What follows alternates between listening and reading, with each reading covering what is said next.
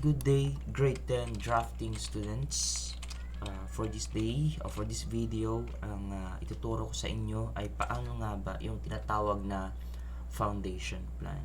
But before that, let us review first kung ano nga ba yung tinatawag ko nating foundation plan, which is na-discuss na natin to nung tayo ay nasa manual drawing pa or nasa grade 9 pa kayo last school year. Okay? So before that, change ko lang ang aking screen, viewports, single, and click OK. Ayan. So, let us begin. Let's start. Kapag sinabi nating foundation plan, it shows the location and size of footings, piers, columns, foundation walls, and supporting beams. And also, foundation plan includes footings, foundation walls, piers, and columns. Okay, so alam naman natin na ang isang bahay ay hindi basta ipapatayo yan. So, ibig sabihin, yung bahay ay hindi dapat ipapatayo sa, alam natin, yung sa ibabaw ng lupa or sa ground. Okay? Ang bahay dapat meron siyang pundasyon. So, saan ba nakikita ang pundasyon? Sa ilalim mismo ng ground. Okay? Bakit nga ba mahalaga ang foundation plan? Bakit kailangan na merong pundasyon ang isang bahay? Okay, yes, maganda ang design ng bahay mo. Napakaganda yung roofing, napakaganda yung mga materials na ginamit mo para sa design ng building mo. Pero ang tanong, matibay ba ang pundasyon ng bahay? Bakit nga ba kailangan ng pundasyon ng isang bahay? Because of natural calamities. Okay, that is number one. Kaya halimbawa, merong earthquake sa isang lugar. Kapag hindi matibay yung pundasyon ng bahay, syempre masisira yun. Hindi lang earthquake.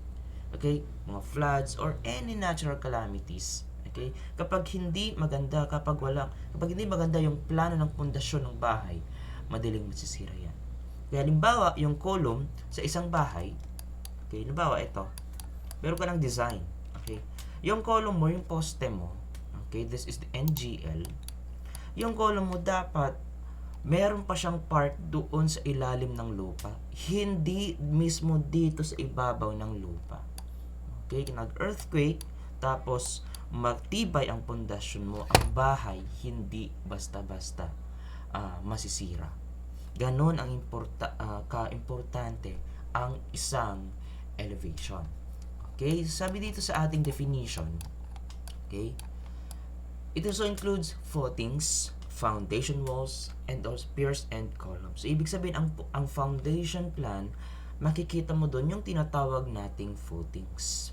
Ang tanong, ano yung tinatawag nating footings? Ang footing, these are the bottom part of a foundation. Okay? Yan yung tinatawag nating footing. So, ibig sabihin, yung poste mo or yung wall mo, meron silang footing. Di ba? Ang foot natin nasa baba. Okay? Yung column at wall natin, nakikita natin sa ating bahay. Pero meron silang footing doon sa ilalim ng lupa. Okay? Bakit kailangan? Footings in construction are critical as the footing distributes the weight of the building evenly across the entire structure so that it doesn't sink into the ground. Ayan. So, ibig sabihin, kailangan ang footing sa isang construction, okay, kasi dinidistribute niya yung weight ng building. Okay? At saka para hindi lalong bumaon yung mga yung structure natin doon sa ilalim ng lupa. Okay? Anat lang nga iti footing. Ito halimbawa, ito. Okay? This is your column. Meron tayong footing. Ayan po sila. Okay? Bakit kailangan? Para hindi dire-diretso yung structure natin doon sa lupa. Okay? Anat lang nga na yan taunag detoy. Okay? Kastoy itilanganan jay unay. But take note ha. Okay? Hindi lang po column ang may footing. May footing din pong ating mga walls. Okay? May footing po yan. Kas makita yung ubing, yung footings, okay? meron po silang mga reinforcement bars, which is i-discuss ko yan sa next video. Okay, paano gumawa ng foundation plan naman dito sa AutoCAD. Napakadali lang. Since meron na kayong kinokopya na foundation plan nung kayo ay yung dinowing ninyo, yung ginawa ninyo nung sa grade 9 kayo, which is na-check na natin. Okay, kukopyahin nyo na lang yan. So, ang tanong, paano nga ba gumawa ng isang foundation, ng pundasyon ng isang bahay dito sa ating AutoCAD? The first thing that you need to do is, of course, okay, copy the floor plan. Or copy your floor plan. Highlight lang natin. CO, enter. Ayan, lagay lang natin dito. Okay, mamaya, i-rename natin yan. Okay? Susunod is tanggalin natin yung mga doors. Okay? Doors. Tanggalin din natin yung hatch. Okay? Tanggalin natin mga hatch. 1, 2. Ayan. Susunod is tanggalin yung mga window. Bakit tinatanggal natin yung mga window, yung mga doors? Kasi nga, wala namang ang foundation plan, ito yung plano kung paano maibabaon yung mga pundasyon ng isang bahay. Siyempre wala namang door doon sa ilalim ng lupa, di ba? Unless meron kang basement. Okay, pero may plano pa rin 'yon. Okay, dinidelete ko yung mga doors, dinidelete ko yung mga windows. Okay? So kapag tapos na, siyempre yung door natin hindi dapat open 'yan. Okay? So, dapat, i-close mo yan. Okay? Dapat naka-layer tayo into wall. Hanapin natin yung wall. Ayan. Nakasanayin ko lang yung polyline. Okay? Next. Next one is, i-close mo rin to. Ayan. Kapag hindi abot, diretso mo lang yan. Titrim mo yan mamaya. Or extend muna. Extend. EX, enter, enter. TR naman for trim. Ayan. Susunod. Ito. Okay. Di-delete ko to. Hindi kailangan yan. Kung hindi umabot to, extend natin. And last, I think last na to. Okay, sample lang naman kasing floor plan to eh. Ayan. So next one is i-trim natin lahat ng mga my lines dito. Ayan. Trim din natin tong hagdan. Okay. EX. And by the way, tatanggalin ko pala to kasi hindi kailangan ng pundasyon dito sa part dito. Ayan. Dito sa aking porch. Okay, yung wall ha, yung wall. The next thing that we need to do ay, by the way, wag nating tanggalin muna yung mga foundation, yung mga dimensions. Kasi nga baka kailangan naman talaga. Okay, i-adjust na lang natin. Kung gusto mong tanggalin, okay lang din naman. Okay? Ang susunod nating gagawin ay ito na. Susunod nating gagawin ay to draw the footings dito sa ating mga columns. Okay, paano ba yan? Paano ba i-drawing yung mga footings dito sa ating foundation plan? Remember, yung footing natin, kung titingnan ninyo dito sa drawing ninyo, I think wala dito, hanapin ko lang, yung inyong, ayun, di ba meron kayong drawing na ganito? Di ba? Okay, remember, ito yung column natin, this one, this is our column. Okay? Ito naman yung kanyang footing. Kasi lang na, kasi this is a top view. Okay, this is the plan. Okay? This is the column and this is our footing. Ang standard length or standard size ng ating footing for bungalow residential house is 0.90. Okay, so balik tayo dito ngayon sa ating ginagawang foundation plan. Ito siya. Okay? So 0.90 yon. Paano ba gawin yan? Of course, POL or polygon, enter. Enter number of sides, 4. Make sure naka-on yung inyong F3 ha. Kapag hindi kasi naka-on, hindi nyo makikita or ma-determine yung center ng ating polygon dito sa column. Okay?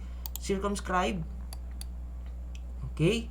Tapos, ang hinahanap dito ay half ng size ng foundation plan or yung shape natin. Okay, since 0.90 yon divided by 2, that will be 0.45. I repeat, 0.90 divided by 2 is 0.45. Hindi po natin i-enter yung 0.90. Dapat half lang. Gudwa. Kalahati. Okay? 0.45, enter. Okay? Susunod naman is to change my line into hidden. Okay? Bakit hidden? Kasi nga, nasa ilalim na yan. Yung pundasyon natin, hidden line, kasi hidden line, it represents a part of an object that cannot be seen, or a part of the house that cannot be seen. Yung mga hindi nakikita. I repeat, hidden line ang nagre-represent nun. Okay? Susunod, para hindi na paulit-ulit na polygon, hidden, yung mga lahat ng ating column, yes, lahat po ng column natin ay may pundasyon or footing pala. Footing. Okay? Dapat may footing yan. Bakit? Kailangan ng footing para hindi dumediretso yung mga structures papunta sa ilalim. Okay? So, ikakopy lang natin yan. Copy. Enter. Kung makikita natin, ginawa ko na yung hidden line bago ko kinopy. Bakit? Kasi kapag hindi pa, paulit-ulit na yan na gagawin ko. Ang base point ko ay dito. Since dito ang aking base point, okay lang kahit dyan, okay lang kahit dito. Kadetoy, ito yung base point ko. Okay? Kapag dyan yung base point ko, dyan ko rin lahat ilalagay. Okay? Ganyan lang kadali ang foundation plan. Turn off ko lang yung F8. Okay? Kapag may nagkadikit nyan na footing, ibig sabihin, combined footing na kayo. Okay? Remember yung discussion natin nung tayo ay nasa grade 9 pa lang. Ayan. Meron na ba lahat dyan sa loob? Okay. And last two footings. Ayan. Ganyan lang kadali. Okay. Meron pa. Susunod. Okay. Susunod natin gagawin ay, to draw the footing of the walls. Madali lang. Okay. Hatch lang natin to. Hatch. Enter. Ayan. Okay naman. Ang gusto natin gagawin pala is to draw polyline or line dito sa in line with the width of our columns. Okay. Pero dapat ititrim natin hanggang doon sa edge ng ating footing dun sa column. Halimbawa, ganyan. Okay? Ayan, trim natin yan. Trim din natin to. Anong susunod na gagawin dyan? Bakit meron yan? Kasi that is the footing of our wall. Change din natin yan ulit into hidden. Ayan, ganyan lang kadali. Lahat ng parts. Okay? Ang basis natin ay yung width ng ating column. Dinediretso ko lang. Okay? Susunod, dito. Ayan.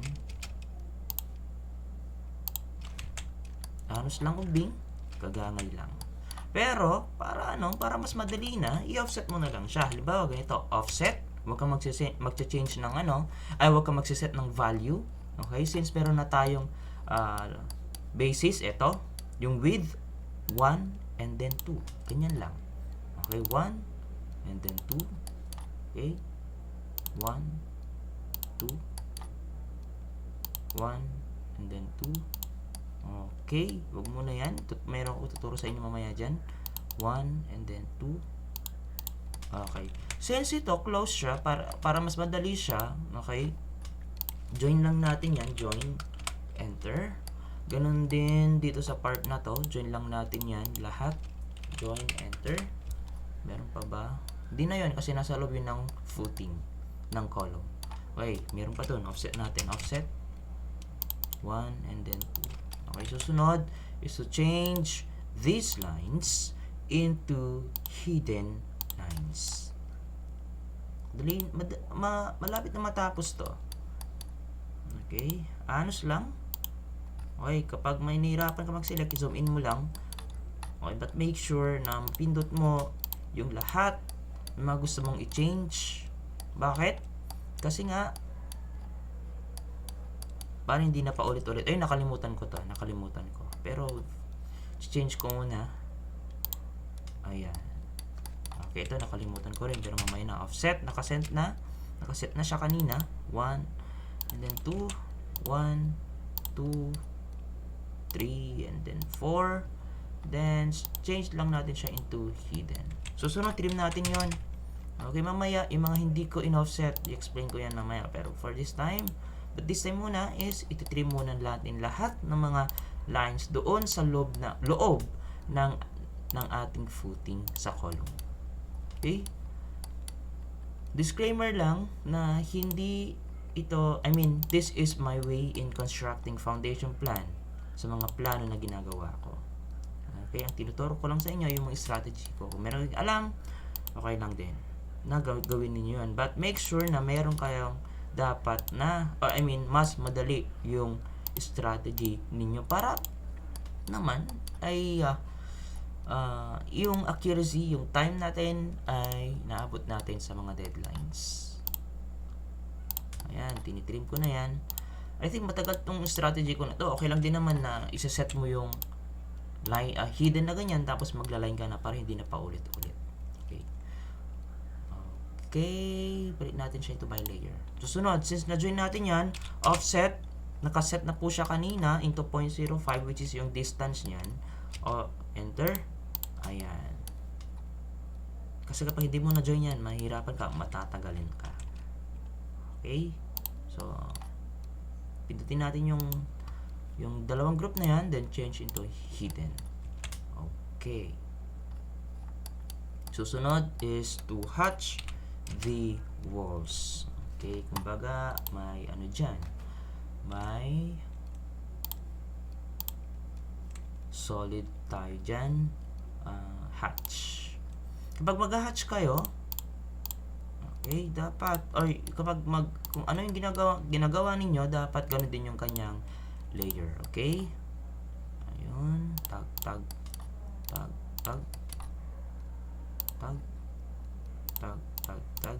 1, 2, ayan, ito. Ayun, hindi ko pa pala na-change yan.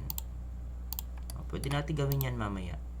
Ayan, kung may nakakalimutan kayo or di nyo nakikita na i-change, gawin nyo yan. Okay, trim natin to. Hindi, change muna pala natin, tapos trim. Okay, patapos na tayo. Okay, susunod is to meron na tayong tawag dito, dimensions.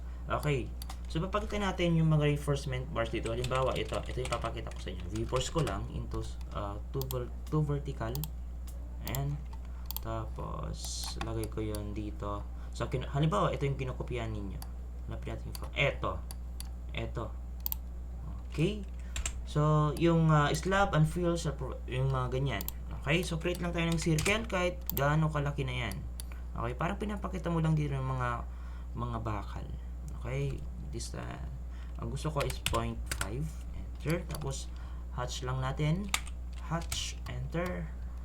Okay, hanapin mo yung ganito, yung ANSI 37 yata, di ko alam kung ano yung pigkas niyan. Okay, tapos change lang natin yung angle into 45. Okay, dito sa part na yan. Okay, so okay na. Ayan, kahit saan kasi yan, Tapos susunod is click lang natin tong leader. Okay, dapat naka-on yung o kung naka-off, okay lang din naman. Ang arrowhead, specify arrowhead. Okay, ganyan. Okay, ayan, naka-off yung aking ortho mode or yung F8. Ayan. So pag pindot mo yung leader, okay, may mag-appear na text dyan.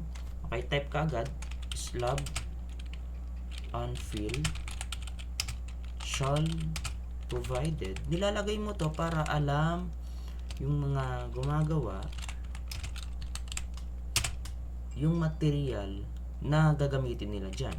With 10 mm, okay, paano ba gawin to? This is what we call diameter, ha? Okay. So, paano gawin yan? Wala namang diameter dito sa keyboard. Ito gagawin natin. Press lang natin yung shift. When we say press tuloy. When we say hold, okay, press hold, dapat nabayag ang pisitam. Okay, hanggang mapisit mo digidid do mga characters. Shift, tapos percent C. I repeat, shift, naka-hold yung shift, plus percent C. Okay, shift, percent C. Ayan, diameter, temp bars, space, up. Ayan, 0.50 on center. Ayan, on center both ways. Ayan. So, pag okay na yan, click mo lang outside. Ayan. Tapos, syempre, change mo na yan into text. Text. Asa na yung text? Parang wala. Ayun, text. Susunod, syempre, is rename natin yan. Paano mag-rename? Click mo lang muna yan ng isang beses, tapos click natin siya into 2. Ayan. Ayaw. Pero, okay yan. Ayan. Delete lang natin. Foundation. Kapag ganyan yung ano mo, pag gumanyan yung text mo, stretch mo lang to. Ayan. Hold mo lang. Okay, siyempre, stretch mo lang din to.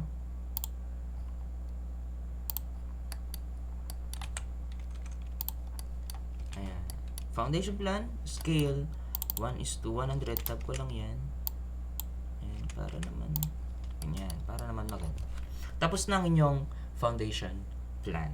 Okay, so, ang susunod na video, paano nga ba gawin ito? Okay, dali lang yan. Okay, so that's it for this video. Good luck!